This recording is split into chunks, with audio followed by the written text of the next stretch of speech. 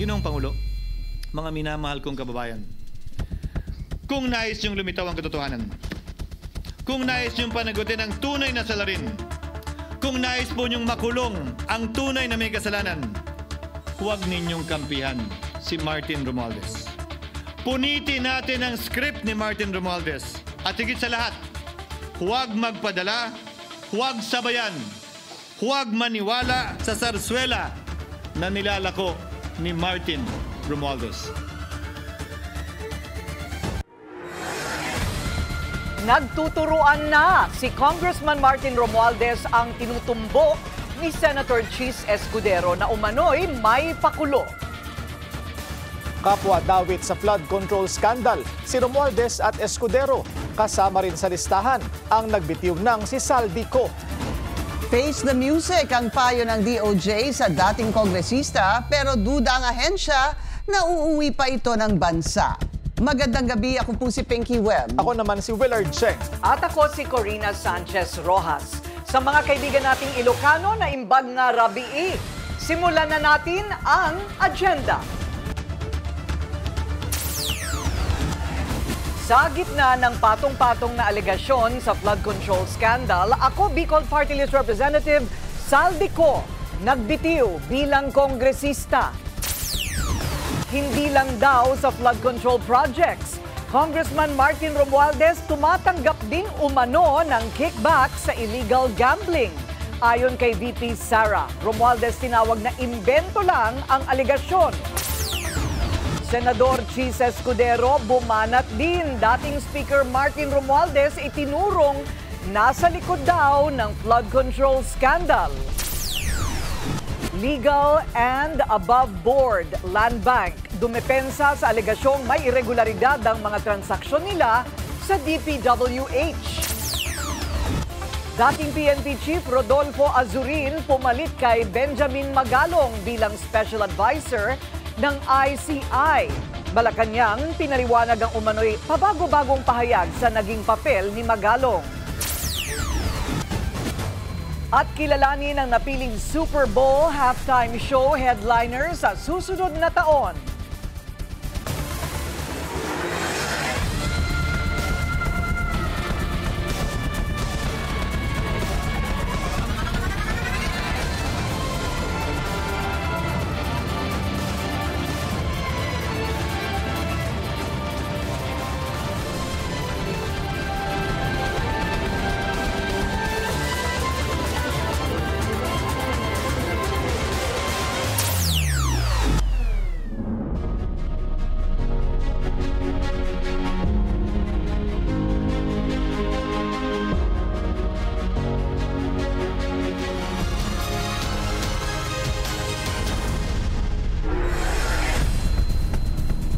Can take the heat.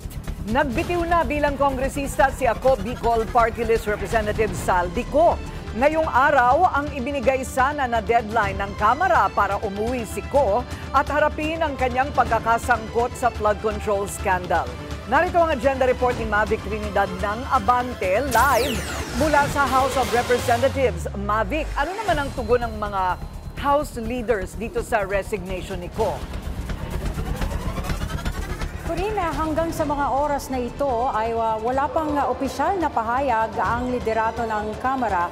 Pero nagpaabot na sila ng abiso na maya-maya lamang ay magkakaroon ng press conference si House Speaker Bogie D kasama si Congressman J.C. Abalos ng Ethics Committee. Ito'y kaugnay pa rin ng paghahain ni Saldico ng irrevocable resignation bilang kongresista o kinatawan ng Ako Bicol Party List. Alas 2 ng hapon kanina nang ipadala sa media ang liham ni Ko na naglalatag ng kanyang pagbibitiw bilang kinatawan ng Ako Bicol Party List. Naka-address kina House Speaker Bogie D at kay House Committee on Ethics Chairperson Jonathan Abalos ang 3 pahinang sulat ni Ko. Sa ikalawang pahina ng kanyang sulat, isa-isang sinagot ni Ko ang mga paratang sa kanya. Una, itinanggi ni Ko na siya ang mastermind ng last-minute insertions at realignment sa 2025 General Appropriations Act o GAA.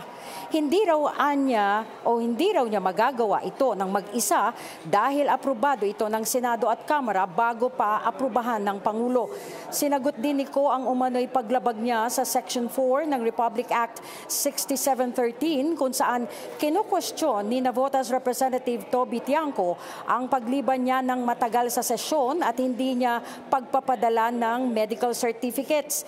Nilinaw ni Ko na walang nag-aatas sa kanya na kailangan niyang magpasa ng medical certificates sa tuwing mag-a-apply siya ng leave of absence. Nilinaw niyang 2024 pa ay lagi naman siyang pinapayagan ng Kamara na mag-leave of absence para magpatingin sa abroad at hindi required na magsumite ng medical certificate. At pangatlo, muling iginiit ni Ko na wala siyang natanggap o nakuha sa anumang infrastructure project mula sa SunWest Incorporated. Sasagutin niya lahat ng akusasyon sa tamang panahon.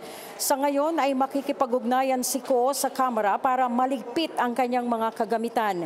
Posible namang pumalit kay Ko ay ang third nominee na si John Chan at tatayong kinatawan para sa Ako Bicol Party List si Alfredo Garbin. Wala pang reaksyon ng liderato ng Kamara sa pagbibitiw na ito ni Ko. Technically, posibleng hindi na matuloy ang inihain namang reklamo laban kay Ko sa Ethics Committee dahil wala ng jurisdiksyon ng komite dahil hindi na siya kongresista. Corina?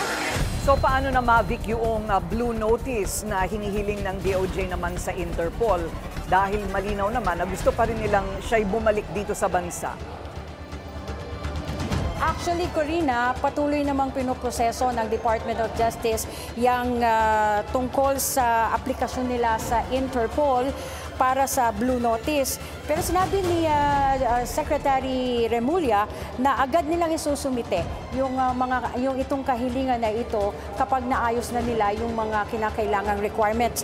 At itinuturing na anyang person of interest si Ko, gayon din ang mga diskaya kaugnay nga dito sa maanumalyang flood control projects. Pero bagamat may impormasyon na sa kinaroroonan ni Ko, nilinaw naman ng kalihim na hindi pa maaaring arestuhin si Ko dahil wala pang warrant of arrest mula sa korte. Corina? Tungkol naman sa kanyang pasaporte, marami rin ang nagtatanong bakit hindi pa raw ito nire-recall, ano? Meron bang paturing sa issue na yan dyan sa mababang kapulungan? So far, wala pang na-open ng issue tungkol dyan sa kanyang pasaporte. Siguro maya-maya dun sa magiging press conference ni House Speaker Bogie D ay matatanong natin yan yung tungkol sa kanyang pasaporte kung yan din ay ipapawalang visa. Corina? So magkakaroon ng isang press conference si Speaker D ngayong gabi. Yes, actually ongoing na, Corina, yung press conference ni House Speaker D, kasama niya si Congressman JC Abalos ng Ethics Committee kasi kailangan din nilang mailatag kung ano na ang mangyayari dun sa complaint na isinampa laban dito kay Ko ni Congressman Toby Tiangco dyan sa Ethics Committee. Corina? Okay, maraming salamat, Mavic Trinidad ng Abante, live mula sa House of Representatives. Sinigundahan na ni VP Sara ang testimonya ng Senate Resource Person na si Orly Gutesa laban sa mga kongresistang dawit umano sa flood control scandal. Pero may dagdag na alegasyon ng vice laban kay late Representative Martin Romualdez. Ang detalye sa agenda report ni Dexter Ganibe ng Abante. Hindi na nagpaligoy-ligoy pa si Vice President Sara Duterte sa ibinunyag ni Orly Gutesa na may kinalaman sa flood control scandal sina Congressman Zaldico at dating House Speaker Martin Romualdez. Sa press conference niya sa Senado matapos ang pagdinig sa budget ng OVP, sinabi ng Vice Presidente na matagal na niyang alam ito. Pero ngayon lang siya lumabas in public dahil merong witness na nagsabi na siya mismo ang nagdadala nung mga suitcases na yun.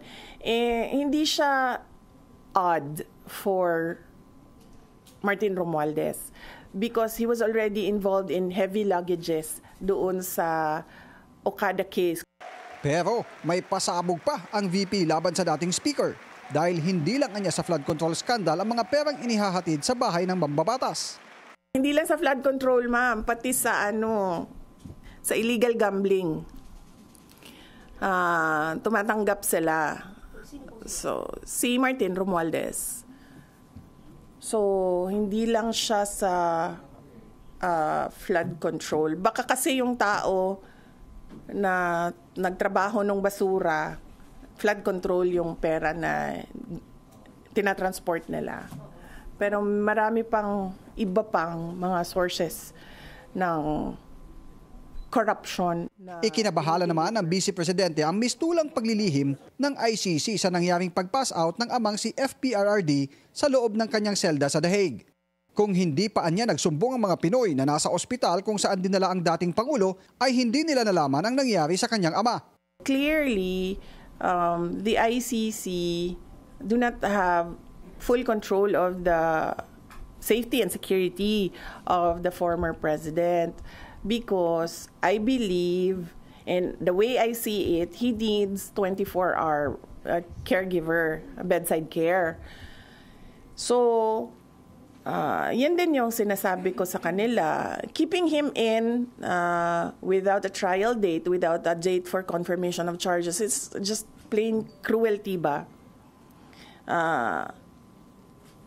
Pinapahirapan nila yung tao. Nakadetain siya ng para ba siyang kinulong ng hindi siya na-convict. Kaya sinasabi ko doon sa statement na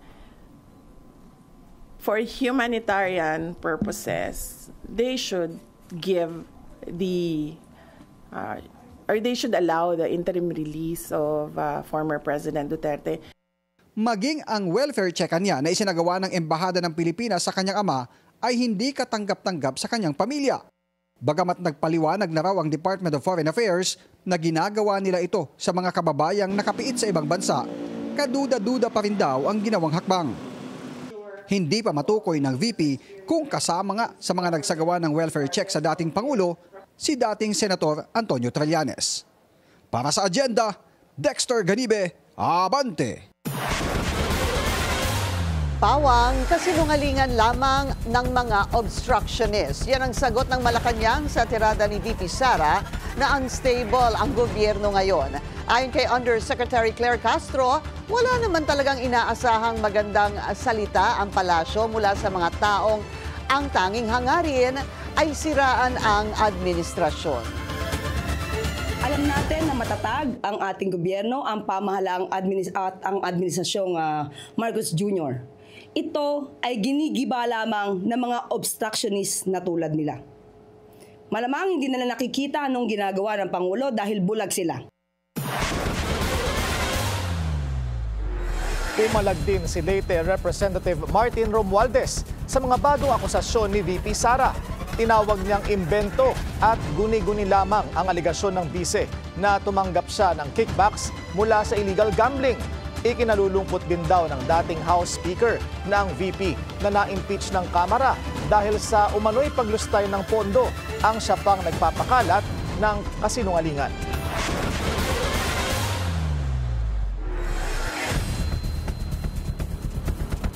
Isang routine protocol para sa Filipinos in distress. Yan ang paliwanag ng Malacanang sa pagdalaw ng mga opisyal kay FPRRD sa ICC. Pero iba ang pananaw ng Duterte camp dito. Kaugnay niyan ay makakausap natin ngayon from The Hague, Netherlands, former deputy or former Duterte spokesperson Harry Roque. Magandang gabi from Manila, Attorney Roque. Magandang gabi Pilipinas at magandang hapon po dito sa The Hague. Opo. Kumusta naman po kayo? Matagal na po namin kayo hindi nakakausap. Okay naman Corina, no? Medyo lumamig na bigla ang panahon dito at medyo sinisip po na halos lahat ng tao dito sa The Hague.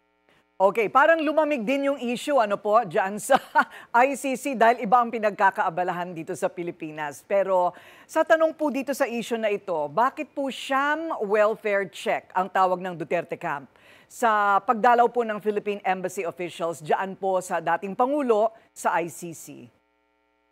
Well, dalawang bagay, no? Unang-una, bagamat katungkulan talaga ng mga konsulado na magkaroon ng consular visit, yan ay ginagawa lamang sa mga Pilipino na walang abogado o di naman kaya walang mga kapamilya na pwedeng makabisita habang sila ay nakadetine sa ibang bansa. No? Alam naman ng embahada na 10 abogado ni Tatay Digong at hindi nawawala ng next of kin na kamag-anak si Tatay Digong at any time. No? So wala talagang dahilan para sila ay mag-welfare visit at yung visit nila ay ginagawa naman sa panahon na posibleng mabigyan nga ng interim release itong si Tatay Digong. So ang paningin namin, talaga nag-iispiya lamang yung welfare visit na yan kay Tatay Digong para siguro makagawa ng paraan na harangin yung kanyang interim release. Okay, for the interim release, ano pong mga bansa ang tinitignan po ng kampo ni dating Pangulo na maaaring magbigay sa kanya ng ganoong klaseng acceptance or accommodation? Well, wala po akong personal na kaalaman. Pero dahil pinag-aaralan ko naman po ang galaw ni VP Sara, 3 bansa po ang nakikita ko. No? Yan ang bansang France, Belgium, or Germany. Ayun, because of what? Well, unang-una po ang Belgium sa track record, siya po talaga ang palaging tumatanggap ng interim release sa mga tribunal na naririto sa dahig. No? Ang France, dahil bumisita naman po dyan si VP Sara, at sa Belgium ay yung sa Belgium nga po palaging tumatanggap at hindi na isa publiko ni VP Sara yung kanyang bisita sa Belgium. Sa Germany dahil ang tingin ko ay ang mami ni VP Sara ay may dugong German, no, Zimmerman, no. So yan yung 3 na sa tingin ko natatanggap kay Tatay Digong. May kumpirmasyon po ba na kasama talaga si dating Senator Antonio Trillanes sa mga dumalaw sa dating Pangulo? Well, kukumpirmahan ko po na hindi niya nakitang personal si Tatay Digong dahil tanging pamilya lang po at mga abogado ang nakakapasok at nakikita si Tatay Digong. Pero sumubok po si Senator Trillanes? Ano po? Hindi ko po nakuha? Opo, sumubok po siya. Did he try to see the former president? Well, many people have tried and they have not succeeded. So wala rin po talagang pagkakataon si Trillanes na makita si Tatay Digong. Kailan po ninyo huling nakausap ang Duterte family, sir?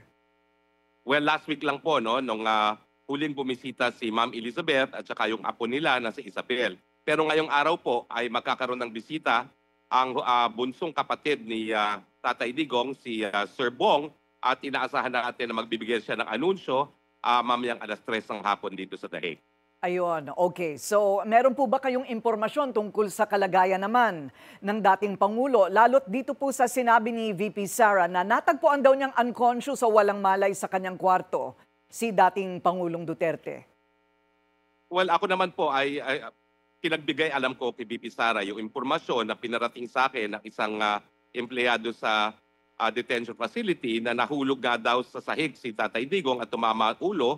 At yung pagkakataong yun ay linabas siya ng ICC. So tumutugma po yun sa panahon na lumabas si Tatay Digong sa ICC at ang sinabi ng ICC ay routine check-up lamang. So ang request naman sa akin ng informante, iparating lang sa pamilya dahil ang duda niya ay hindi nga nakakarating sa pamilya. At totoo nga, binigyan ng konfirmasyon ni VP Sara na hindi pinagbigay alam sa kanya o sa kanila itong pangyayaring ito. So ito pong pagpapaliban po ng hearing, meron na po ba kayong tansya kung kailan po ito matutuloy? Tingin ko po hindi na matutuloy po yan dahil nagkaroon na ng naunang finding na unable to stand trial na si Tatay Digong. Because of a physical injury or mental state? Dahil po, dalawa po yung pinag-uusapan. Well, psychological siguro po, no? Hindi naman po mental. Dahil sa atin naman, ang pagiging limot-limot ay tanggap naman natin kapag tumatanda. Okay. Maraming salamat po sa inyong oras, former Duterte spokesperson Harry Roque. Thank you, sir. Maraming salamat din po. Umalma si Senador Rodante Marcoleta sa report ng Bilyonaryo News Channel kaugnay sa umano'y koneksyon ng kanyang asawa sa mga diskaya.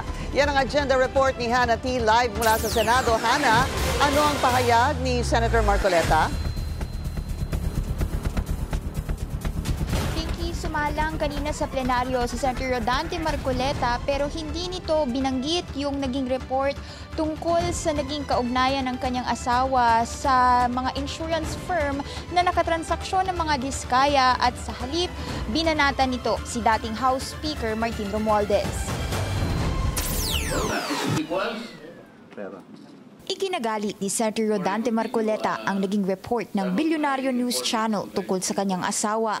Sa report, lumitaw na bahagi si Mrs. Edna Marcoleta ng Board of Directors ng dalawang insurance firms na nakatransaksyon ng Diskaya-owned companies. Una riyan ang Stronghold Insurance, kung saan siya ay independent director.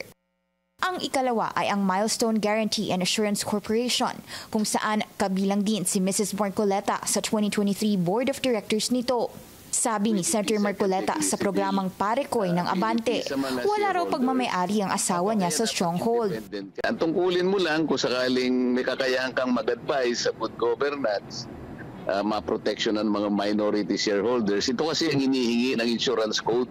Ganito rin ang reaksyon ng kanyang anak na si Sagip Party List Representative Paulo Marcoleta. Hindi raw co-owner si Mrs. Edna ng kumpanya.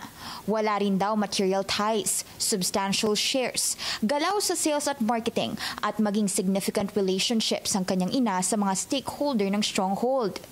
Pero hindi binanggit ng aming BNC report ang pagiging co-owner ni Mrs. Marcoleta. Wala rin kaming inilatag na material ties o insider activities ng asawa ng senador sa Stronghold.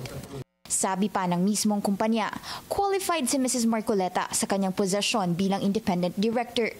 Sa kabila ng reaksyon ng mag-ama, hindi sila nagkomento tungkol sa ikalawang kumpanya na aming binanggit na Milestone Guarantee and Assurance Corporation. Naglabas ito ng retention money bond noong 2024 na nagkakahalaga ng 19.29 million para sa elite general contractor na kumpanya ng mga diskaya. Ang bond ay kaugnay ng flood mitigation maintenance at construction ng road dike sa mag-asawang Tubig River sa Sitio Dique sa Nauhan Oriental, Mindoro na nasa 192.9 million ang halaga. Ito ang parehong proyektong pinuntahan ng team ni Senate President Pro Tempore Panfilo Lacson na completed sa DPWH website pero wala silang nadatnan sa mismong location. Nasaan ang halos 193 million na pondo sa Sitio Dique noong 2024. Eksaktong lokasyon na aming pinuntahan sapagkat consistent ito sa coordinates na nakalathala sa DPWH at sa sumbong sa Pangulo website. Guni-guni o guni-guni? Grounded ang aming report sa mga valid na dokumento mula sa DPWH at sa mismong mga kumpanyang nabanggit. Hiningi rin ng BNC ang panig ni Marcoleta tungkol sa kung conflict of interest ba ito, maging ang sa mga diskaya, bago ang pag-ere ng aming report kahapon. Pero pareho silang no comment. Taliwas ito sa naging pahayag ng senador sa Parekoy program ng Abante na hindi umano ito ginawa ng BNC.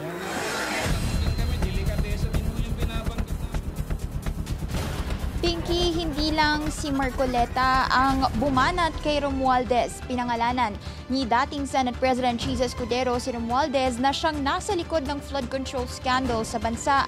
Habang nagde-deliver ng speech si Escudero, spotted si VP Sara sa audience ng Senate plenary at nakikinig ito. Ani Escudero, may script at sarsuela umanong dinisenyo para atakihin ang Senado sa halip ng mga miyembro ng House of Representatives. Ang mga kongresista raw ang may direktang control sa infra projects kabilang ang flood control.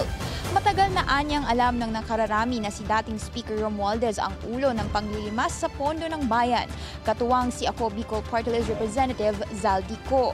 Sabi ni Escudero, siya umano ang sinisisi ni Romualdez dahil sa ginawa ng Pangulo na ilagay sa FLR o for later release ang malaking budget ng flood control ngayong taon, maging sa pagkakabasura ng impeachment kay VP Sara ay sa kanya rin sinisisi ng dating Speaker.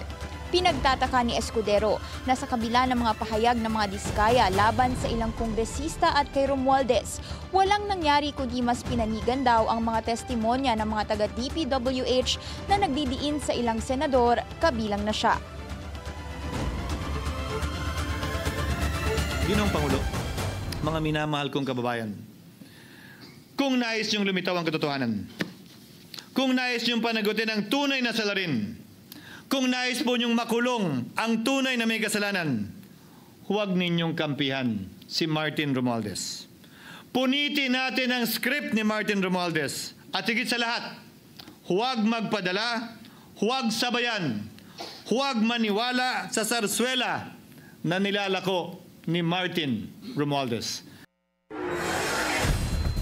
Sabi ni Marcoleta, tila marami raw sa Senado ang natatakot kay Romualdez at mukhang mas matapang pa ang surprise witness ng Blue Ribbon Committee na si Orly Guteza kaysa sa mga senador. Siya ang lumitaw sa pagdinig na naglaglag sa di umano'y cash deliveries sa bahay ni Romualdez at co. Pinaalala ni Marcoleta na iisa ang layunin ng investigasyon ngayon ng Kongreso ang matukoy kung sino ang utak sa serye ng flood control scandal. Pinky? Hana, nagsalita na ba si Romualdez tungkol dyan? Yes, Pinky. Actually, matapang itong naging pahayag ni dating House Speaker Romualdez at sinabi niya, no, with all respect, what he heard daw ay hindi raw expose kung hindi isang DDS script na recycle daw yung mga akusasyon at nakikita na raw yung mga ganito sa di umano'y troll pages at social media posts at sabi niya wala raw bago at wala rin katotohanan at instead of answering daw yung mga serious accusation, sinabi ni Escudero ay ang ginawa raw ni Escudero ay pag-deflect at malinaw naman daw yung katotohanan na ang talumpati ni Escudero ay hindi tungkol sa pananagutan kundi para isulong daw yung kanyang personal ambitions at design daw itong performance na ito para sa loyalty at serbisyo kay Vice President Sara Duterte at on his part, he will continue to cooperate with every impartial investigation at ang pahuling pasaring niya ay kung tunay daw yung pananagutan ang nahanap ni Escudero ay dapat daw sa presinto siya magpaliwanag. Balik sa iyo, Pinky. Maraming salamat, Hana T. Nag-uulat ng live mula po dyan sa Senado. Habang tumatagal, parami ng parami ang nadidiskubring ghost flood control project sa bansa. Ang bagong nabisto sa Davao Occidental, sinisimulan palang umano kahit completed na sa dokumento. Narito ang agenda report ni Edith Isidro ng Abante. Yung 2022, pinakita ba kayong nasimento dito? Tulad ng ibang binisitang proyekto, uminit din ang ulo at napamura si DPW Secretary Vince Dizon sa galit dahil sa nabistong ghost flood control project sa Jose Abad Santos sa Davao Occidental. Napag-alaman ni Dizon na pulipid na ang 96.5 million pesos na Gulaman Bridge Control Project noong pang 2022. Layon sana nito na protektahan ang mga komunidad at eskwelahan sa lugar kapag tumaas ang tubig sa ilog. Pero nang inspeksyon ng tila sinimulan pa lang ang proyekto. Ayon sa ilang residente sa lugar, 1 linggo pa lang sinimulan ang construction doon. Hinala ni Dizon, inapura ang paggawa dahil sa inspeksyon. 2021, pinunduhan ang proyekto at ipinabid sa pareho ding taon. Nai-award ito noong January 2022 sa St. Timothy Construction Corporation na pag-aari ng mga diskaya na sentro ngayon sa Senate Blue Ribbon Committee investigation.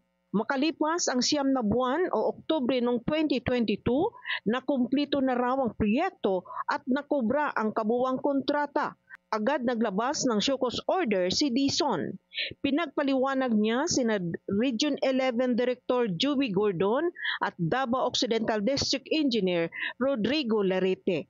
May show cause order din para sa lahat ng mga district engineer na sangkot sa mga kahinahinalang proyekto. Wala akong pakialam kung maubos lahat ng district engineer sa buong Pilipinas. Kung yun ang kailangan mangyari para ma-release to, gagawin ko yan. And huwag nilang isipin na nagbibiro ako. Una nang pinaliwanag ni Larete kay Dizon na binayaran ng buo ang proyekto para makahabol sa disbursement rate. Dagdag ni Larete na sira ang flood control project nitong mga nagdaang pagulan at problema sa quarry sa lugar. Pero hindi ito tinanggap ni Dizon. Hini na rin ng kalihim ang mga dokumentong proyektong hawak ni Larete. Para sa agenda, Edith Isidro, Abante, Davao. Hindi lang flood control projects ang ghosted sa Davao Occidental, kundi pati farm-to-market roads. Yan ang nadiskubre ni Agriculture Secretary Francisco Tiu Laurel na pinondohan pa raw noong 2021 at 2022. Isa pang kalye ang nakita sa Zamboanga del Norte na walang semento. Pero ito ay under verification pa. Ayon kay Tiu, ire-report daw niya ang mga ito kay PBBM.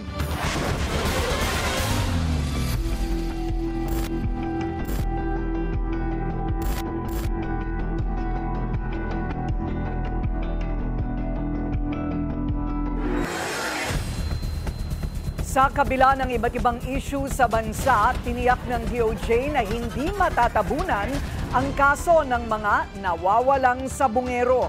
Sa pinakabagong development, naghain na ng sworn affidavit ang 5 pang personalidad laban sa mga sospek. Narito ang agenda report ni Joash Malimban. Tila muling nadagdagan ng mga itinuturing na testigo sa missing sabungeros case. Sa ikalawang pagdinig ng preliminary investigation, inilahad ni DOJ Prosecutor Charlie Guhit na nagsumiti na rin ng sworn affidavit laban sa mga sospek ang 5 pang personalidad kasama si Glear Codilla. Isa si Codilla sa 6 na security personnel ng Manila Arena na unang kinasuhan noong 2023. Kasama ang whistleblower na si Julie Dondon Patidongan, kaugnay rin ng missing sabungeros. Kasama sa mga itinuturo nilang mastermind ang kanilang dating boss na si bilyonaryo gambling kingpin Charlie Atong Ang. With respect to the submission of the other affidavits, there are witnesses, particularly I remember is Glear Codilla. With respect to the others, I cannot remember their names because there are too many. But the good thing is the PNP submitted the affidavits today. Rescheduled to November 3 ang final setting ng preliminary investigation na dapat sana ay isasagawa sa October 13. Ayon sa DOJ, ito ay para mabigyan ng sapat na oras ang mga respondent na ma-review ang mga ebidensyang isinumite ng PNP-CIDG. Ngayong araw kasi, bagong batch muli ng ebidensya ang ibinigay sa mga respondent, kasama na ang 5 flash drives na naglalaman umano ng mga kritikal na impormasyon patungkol sa kaso. Ayon kay Atty. Gabriel Villarreal, legal counsel ni Ang, magpapakita ang kanyang kliyente sa November 3, oras na magsumiti sila ng kanilang counter affidavit sa DOJ. Nakapag-submit po today ang CIDG ng 5 additional na USB at 5 affidavit na idinadagdag nila dun sa mga nasabi ko nung una, 7 folder yung binigay sa amin na mga 1 pie ang kapal, ano? Una nang nagsumite ng counter affidavit ang aktres na si Gretchen Barreto noong September 18 sa unang pagdinig ng preliminary investigation. Nahaharap ang mga suspect sa patong-patong na kaso ng murder, kidnapping and serious illegal detention, obstruction of justice, direct bribery at marami pang iba. Para sa agenda, Joash Malimban, Billionaire News Channel. Dating PNP Chief Rodolfo Azurin pumalit kay Benjamin Magalong bilang Special Advisor ng ICI. Susunod yan sa agenda.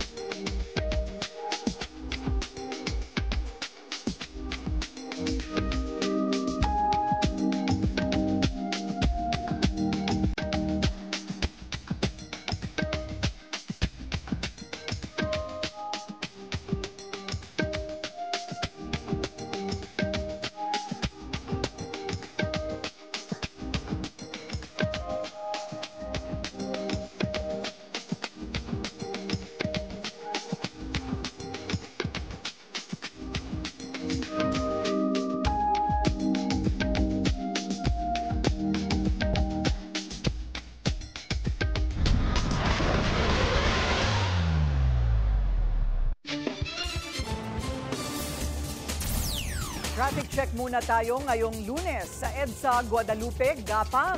ang mga sasakyan sa north and southbound lanes.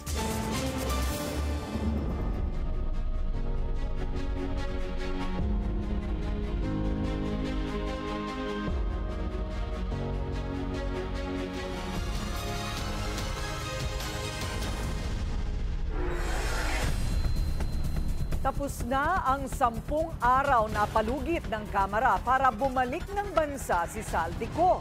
Pero sa halip na umuwi, nagbitiw si Ko sa pwesto. Narito ang agenda report ni Joash Malimban live mula sa DOJ.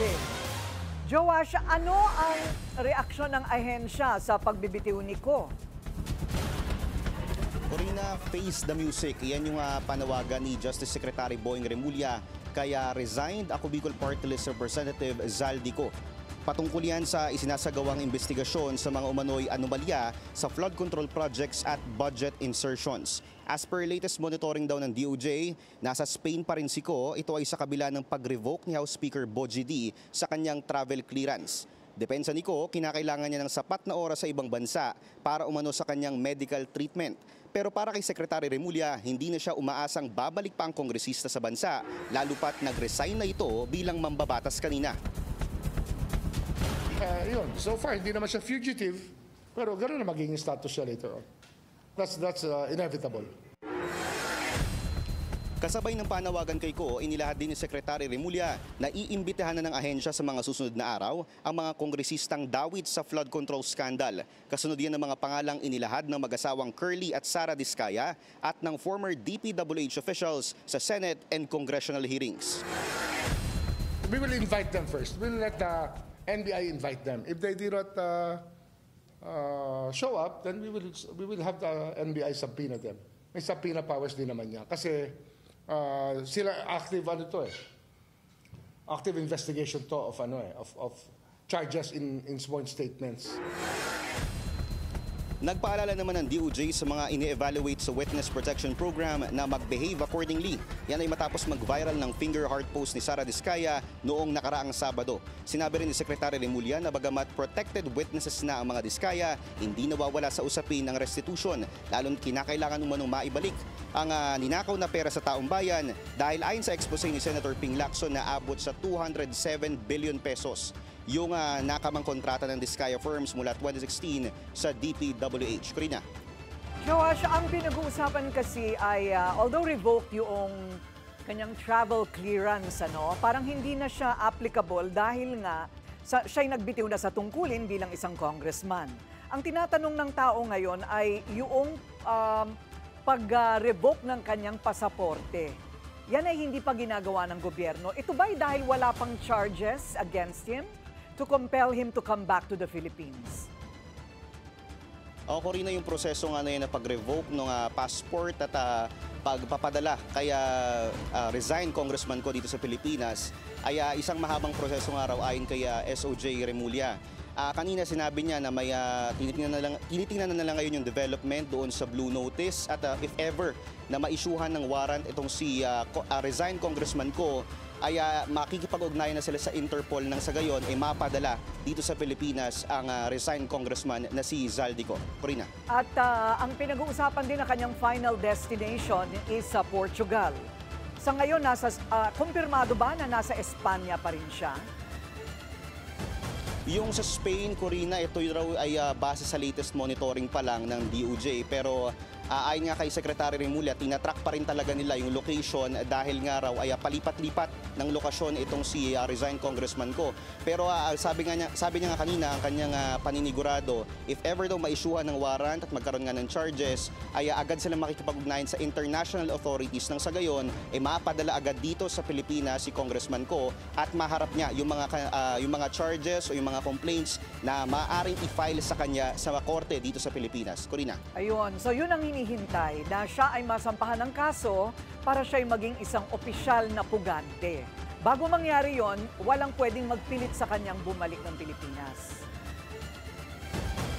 Tama ka dyan, Corina, hindi pa nga daw fugitive yung tawag sa kanya. Pero sabi ni Secretary Remulla, base daw sa kanyang personal or past experiences, yung mga ganito raw na hindi na o biglang lumalabas ng bansa kapag may hinaharap na issue, posible raw na hindi na raw ito bumalik sa bansa voluntarily.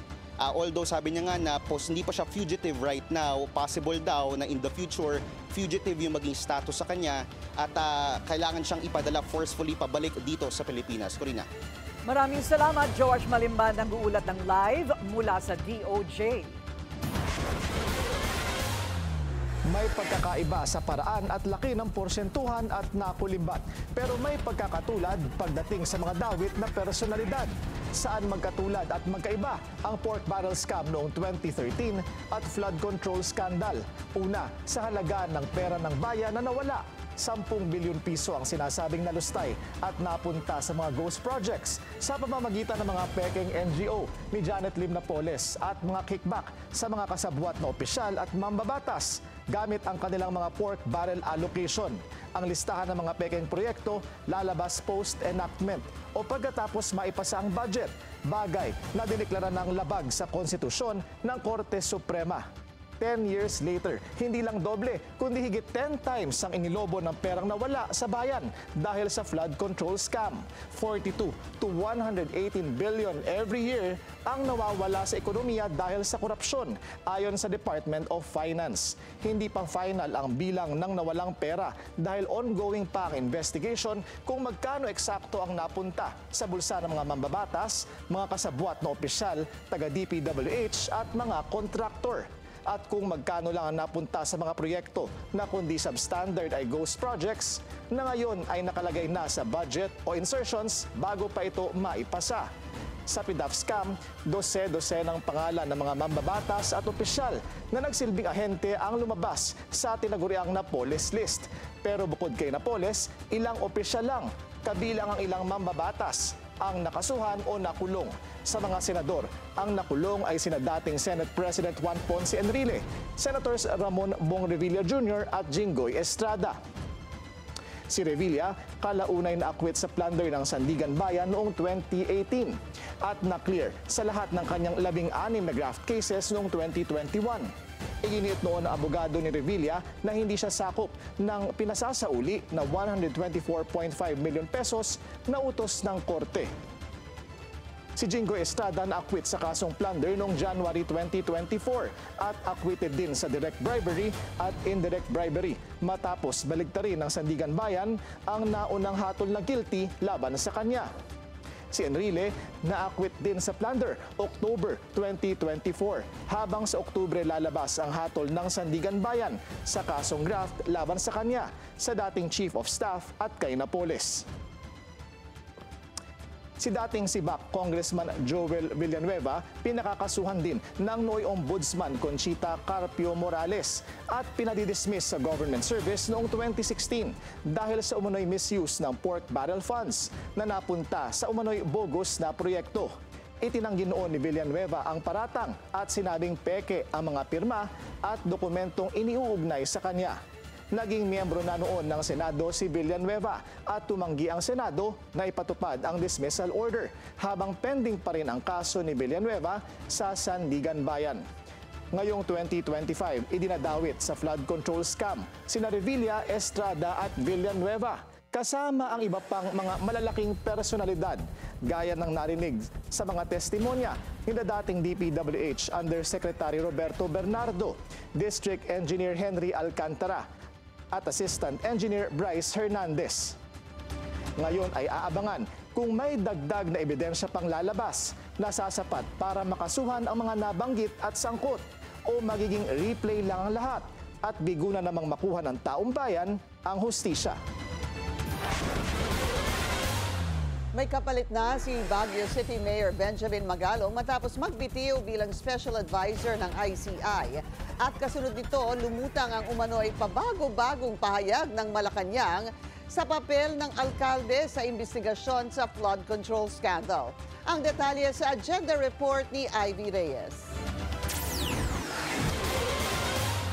Ilang araw matapos magbitiw bilang Special Advisor ng Independent Commission for Infrastructure o ICI, ipinost ni Baguio City Mayor Benjamin Magalong ang status na ito sa kanyang official social media page. Ang post sa ngayon may mahigit 4,700 reactions, edited na. Binura ni Magalong ang komento niya at hinayaan na lang na publiko ang humusga sa ngayon ipinagkukumpara ang mga pahayag ng palasyo noong September 13 at September 26. September 13 itinalaga si Magalong bilang special advisor.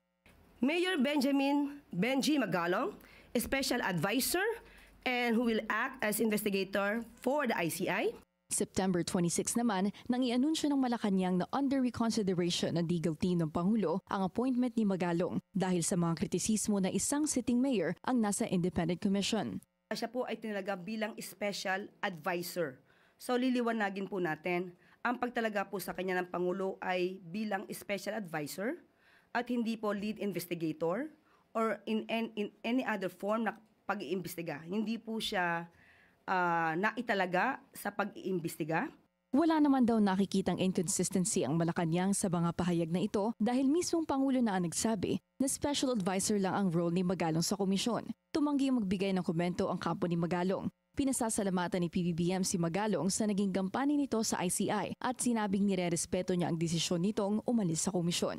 Welcome pa rin daw sa ICI ang pagtulog ni Magalong sa investigasyon pero sana raw ay hindi maapektuhan ang komisyon ng kanyang resignation. Sa kabila nito, buo pa rin naman daw ang three-body commission lalo na't ma-executive director na ito.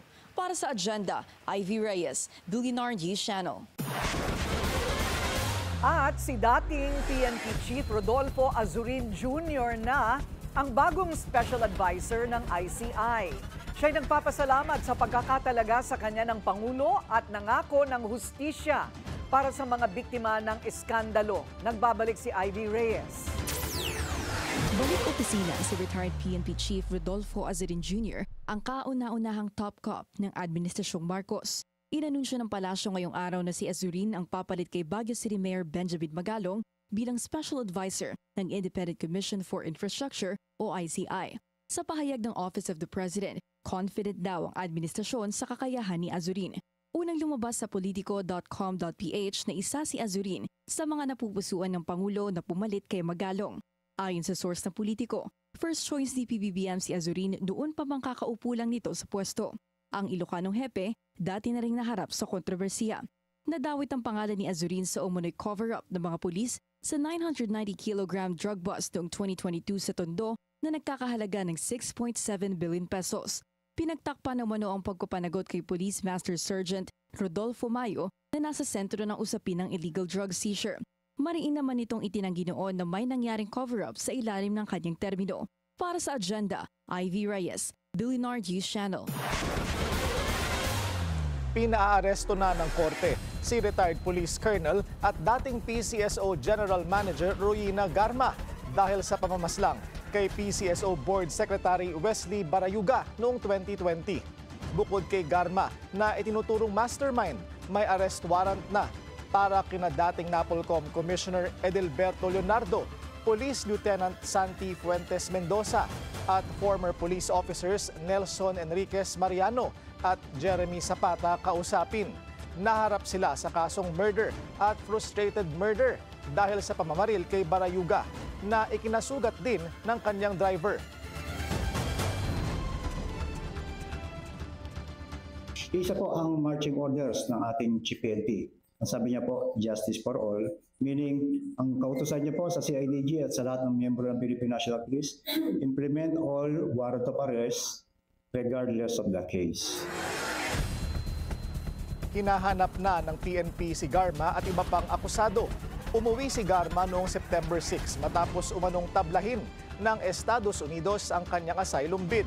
Lumipad siya kinabukasan pa Malaysia para makipagpulong sa ICC sa pagtestigo niya laban kay dating Pangulong Rodrigo Duterte sa kasong Crimes Against Humanity kaugnay ng kanyang madugong war on drugs.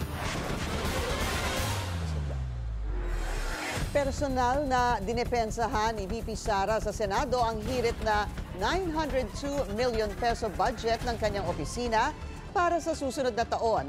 Wala pang isang oras, lusot na ang panukala. Narito ang agenda report ni Dexter Ganibe ng Abante.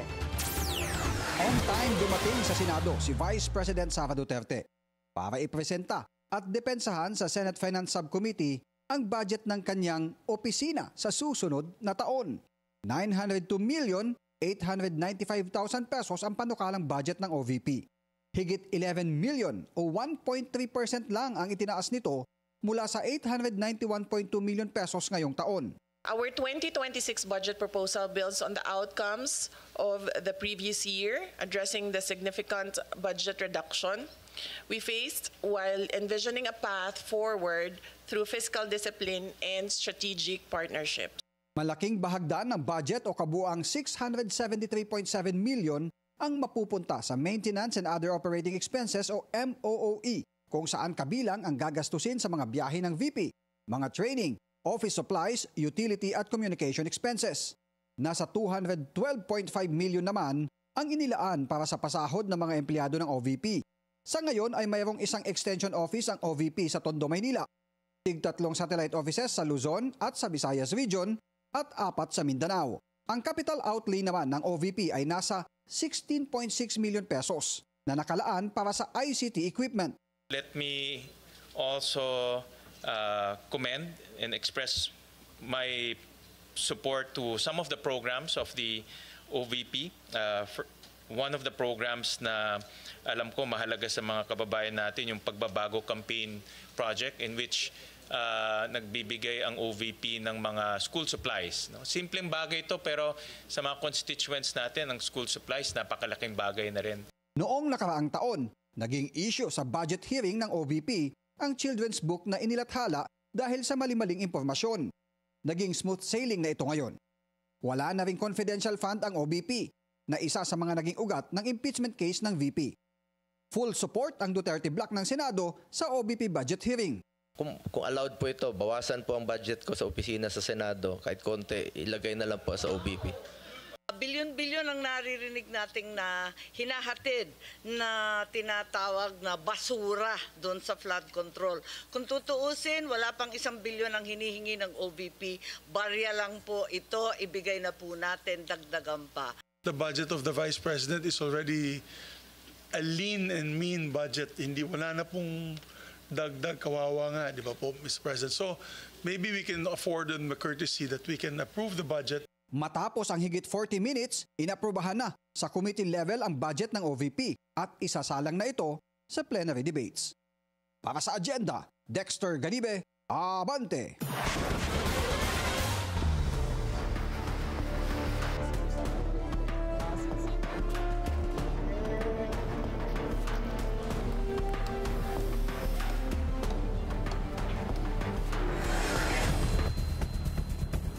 Tumaas pa ang bilang ng mga nasawi sa pananalasa ng magkakasunod na bagyong Mirasol, Nando at Opong.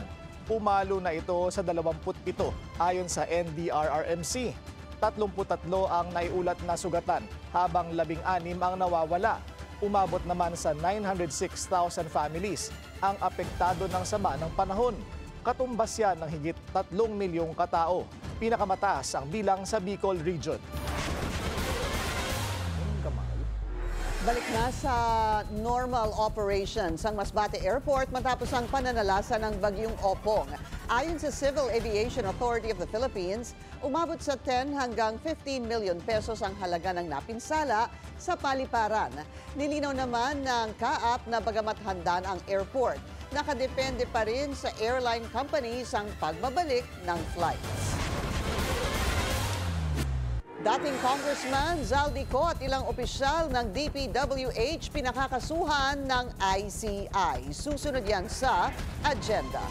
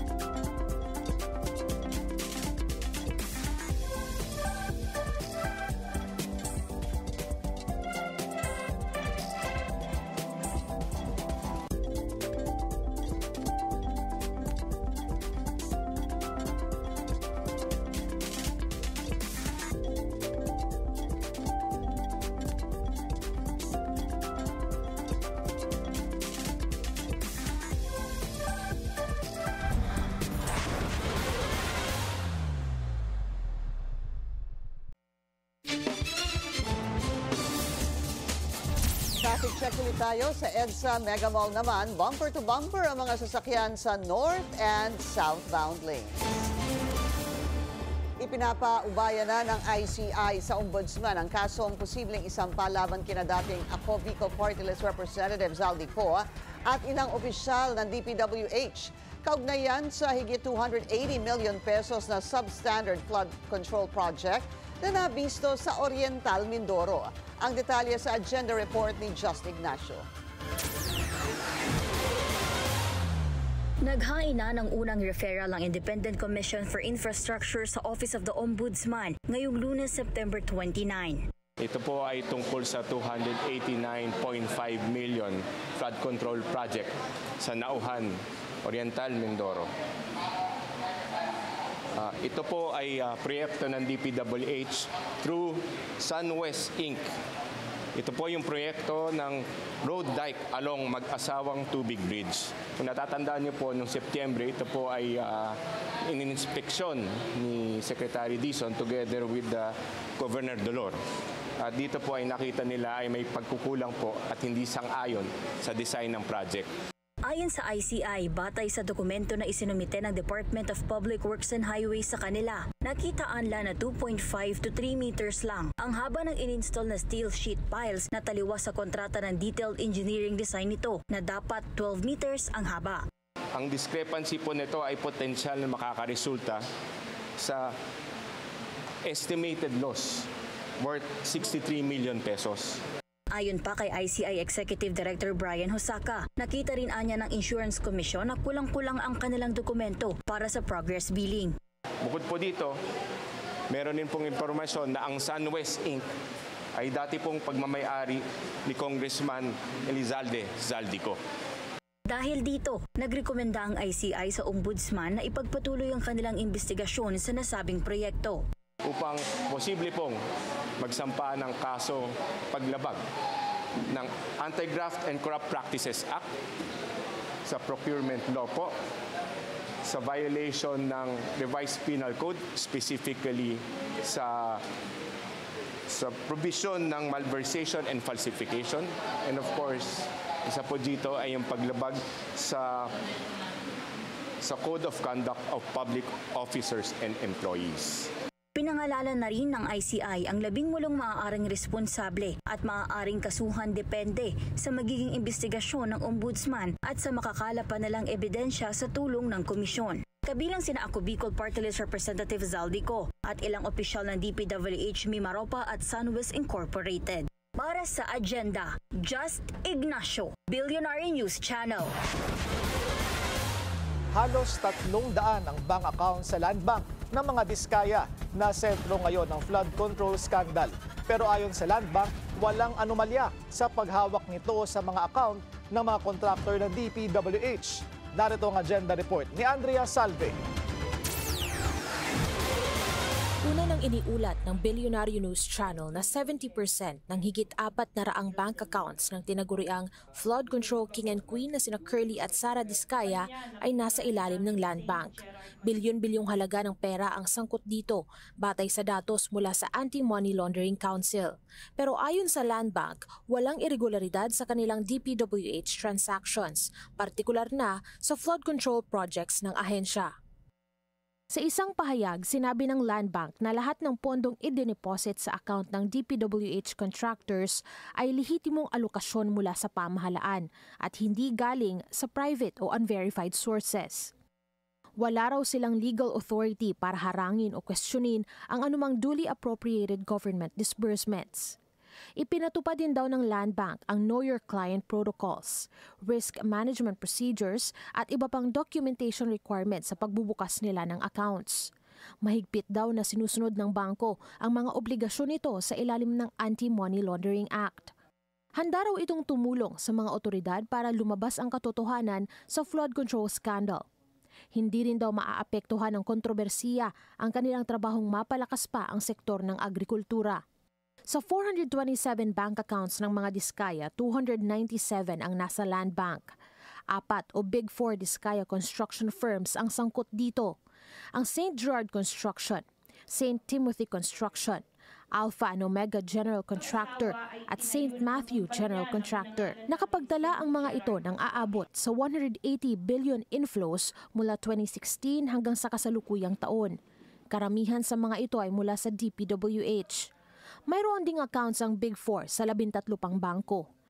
Magdadalawang linggo na mula nang ipag-utos ng AMLAC ang pag-freeze sa assets ng 26 na DPWH officials at contractors.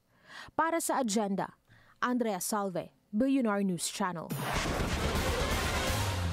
Mainit na sinalubong ng mga Cebuano ang kanilang bago at ikalimang arsobispo. Ang detalye sa agenda reporting Marian Uy. Dumating na sa Cebu ang bagong talaga na Arsobispo Alberto Uy o mas kilala sa Bohol bilang Bishop Abet. Masayang sinalubong ng mga Cebuano ang Arsobispo. Mula Pierre, nag-motorcade ito sa buong Cebu City bago isinagawa ang kanyang profession of faith and oath of fidelity.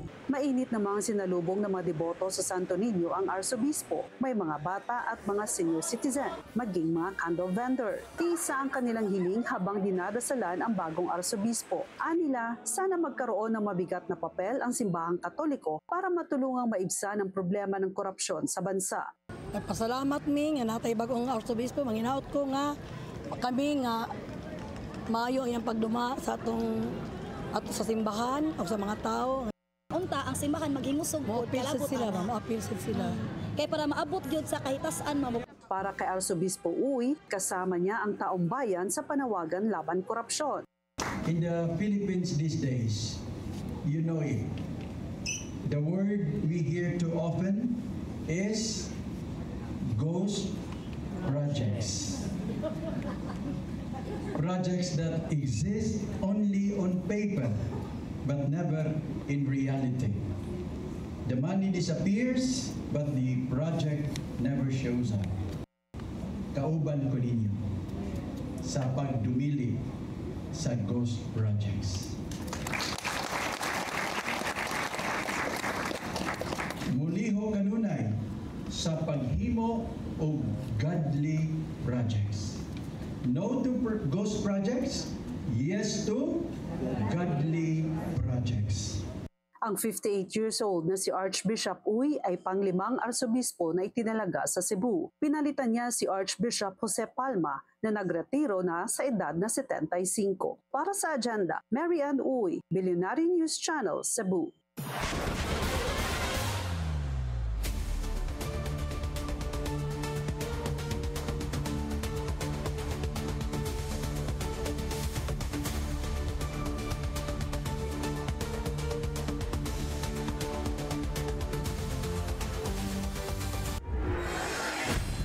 Napiling halftime show headliner sa Super Bowl 2026. Ipinakilala na.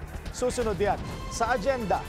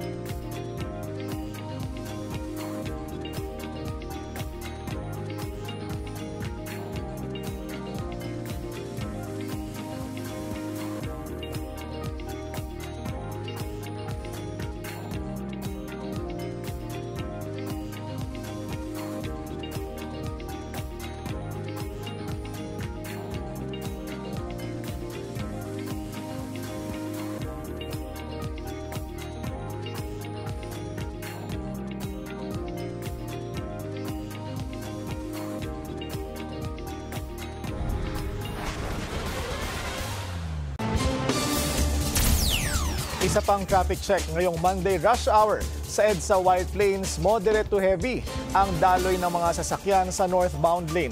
Light to moderate naman ang southbound lane. Sa ikalimang pagkakataon, muling napasakamay ng Italy ang titulo sa FIVB Men's World Championship. Ang kanilang winning game sa agenda report ni Zeus Valdez ng Abante.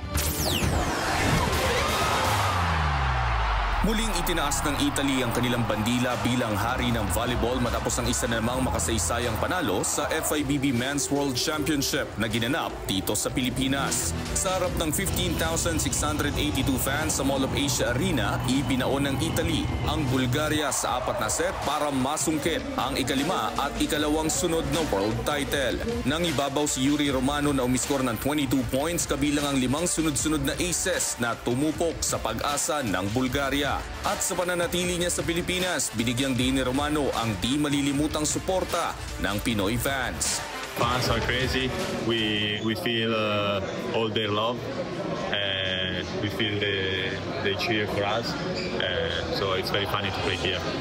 Hindi rin nagpauli si Mattia Botolo na nagbitaw ng 4 na aces sa crucial na punto ng laban bago tuluyang isinara ni Simone Anzani. Nagtala si Botolo ng 19 points habang ang MVP award ay napunta kay Alessandro Michiletto na may 11 points sa finals at 93 sa loob ng 7 laro.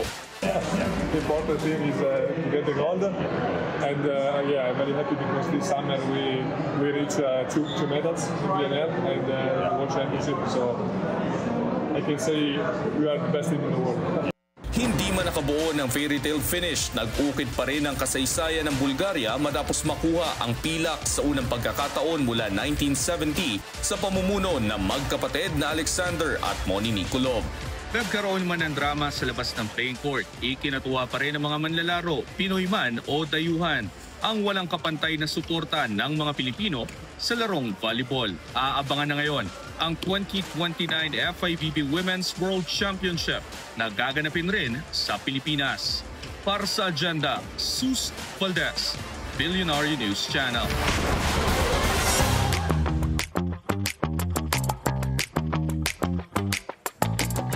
Inannounced na ang headliner ng Super Bowl halftime show next year.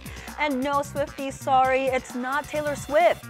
Si Bad Bunny ang magpe-perform sa event at Levi Stadium in Santa Clara, California on February 8. The Puerto Rican singer and rapper first graced the Super Bowl stage in 2020 as guest performer nina Shakira at Jennifer Lopez.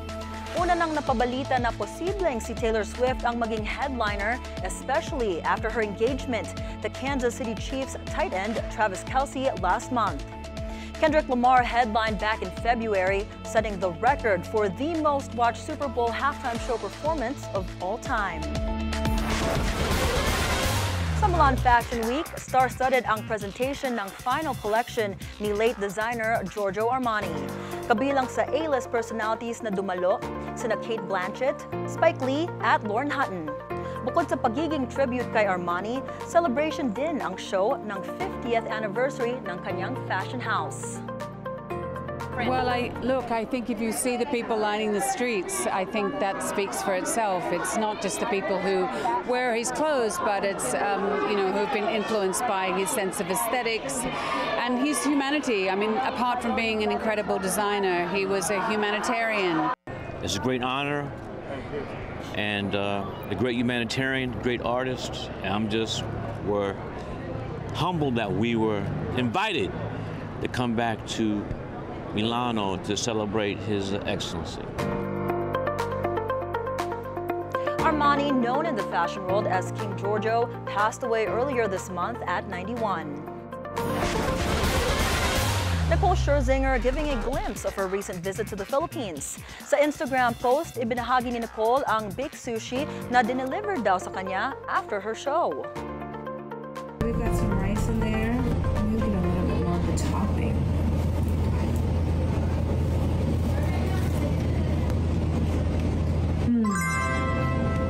Damn! Hurrah! It's so good. There's like these little crunchy things in it. This is delicious. Getting spicier. Okay, the spice, it's getting spicier. The mango helps with the spice. Wines in the Filipinos have the best mango.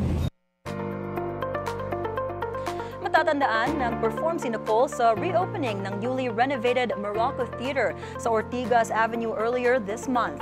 And among the guests, President Bongbong Marcos and Congressman Martin Romualdez. The MVP group reportedly wanted Tears for Fears as a birthday gift for the president. Derek Ramsey at Ellen Adarna pumalag sa allegations ni Zian Gaza. Susunod yan sa agenda.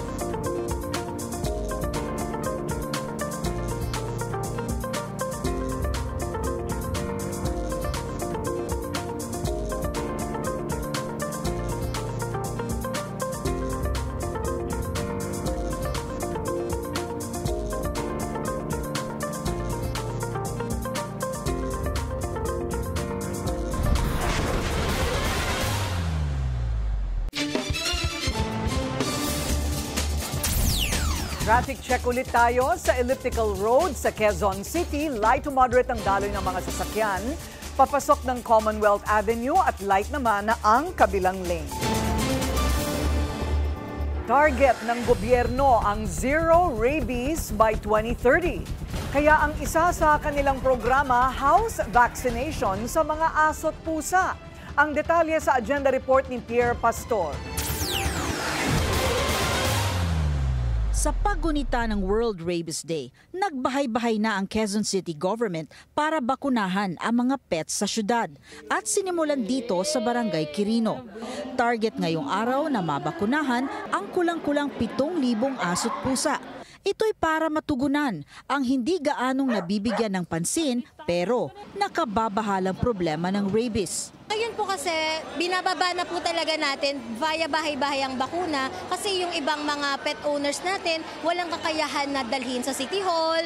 Nagtala ang Health Department ng 211 rabies cases mula January hanggang August ng kasalukuyang taon. Isa ang Pilipinas sa mga bansang may mataas na kaso ng rabies infection. Target ng mga otoridad na maging zero rabies ang bansa by 2030. Kung sakali makontrol natin ang rabies in Quezon City, prevent stray dogs, population control, napakadaling i-duplicate ng nearby cities. Mas makamumura rin ang gobyerno kung magbabakuna taon-taon sa mga alagang hayop kumpara sa napakamahal na bakuna sa tao kapag nakagat ng hayop. Kaya't kahit alagang-alaga ang mga pets ni Councilor Chucky Antonio, sinisiguro niyang bakunado ang mga ito. Kahit sabihin po natin na pet po natin yan, hindi natin masasabi, hindi natin makokontrol kung ano yung mangyayari. So napaka-importante po na better safe than sorry po tayo. May record na ang mga pets sa barangay na ito sa Quezon City Veterinary Department para na monitor ang schedule ng kanilang vaccination. Para sa agenda, Pierre Pastor, Billionario News Channel. Victory at last! At the forefront si Ray Remogat sa pagkapanalo ng University of the Philippines kontra sa kanyang dating school, University of the East. Ang detalye sa agenda report ni Zeus Valdez. Nakabawi na ang defending champions na University of the Philippines Fighting Maroons matapos ng 2 sunod na pagkabigo sa kanilang title defense. Giit ni Head Coach Goldwin Monteverde, susi sa pagbangon ng Team Scholar ng Bayan ang kolektibong pagtutulungan. First of all, siyempre, pag fall short ka on something, important is just taking responsibility for those shortcomings. Then I think as a team, we took responsibility and at the same time, work together, realizing na, kailangan sama-sama kami in times of mga losses.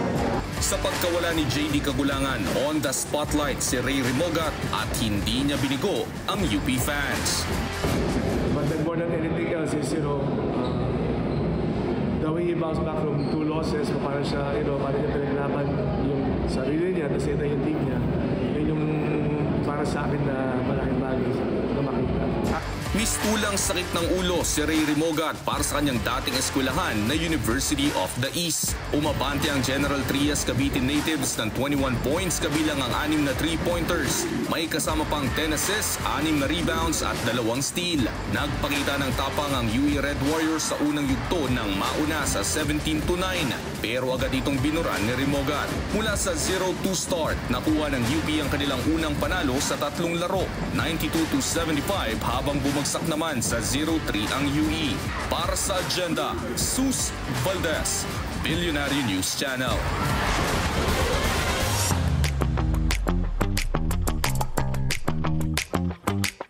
Heart Evangelista may be among the country's top influencers, pero tila hindi yan ramdam sa kanyang wellness venture with her husband's alleged bagman, Maynard Ngu. Pure Living Wellness International reportedly posted 12 million pesos in losses last year.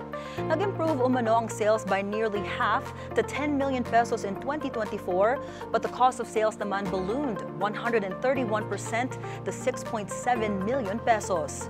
By the end of 2024, it recorded a retained earnings deficit of 51.3 million pesos and negative equity of 11.32 million. Controversial ngayon si Ngu after madawit sa flood control scandal. Now, aside from being a close friend of Senator Chis Escudero, he also serves as special envoy to China. Pumalag sina Derek Ramsey at Ellen Adarna sa isyong hiwalay na sila. Kasunod ito ng post ng social media personality at self-proclaimed pambansang marites na si Zian Gaza. Anya, sino raw itong bilyonaryo celebrity na hiwalay na sa kanyang asawa na tagapagmana ng malaking company sa Visayas at Mindanao. Walang divorce sa Pilipinas, kaya tanong ni Gaza, nautakan daw ba ni wife ang asawa dahil may habol siya sa guy? Then Derek flatly denied the rumor in an Instagram video. Morning, guys. So, there's this issue about Mr. Zian Gaza. I'll just keep this very simple. There's no truth to anything that was said. That's it, guys.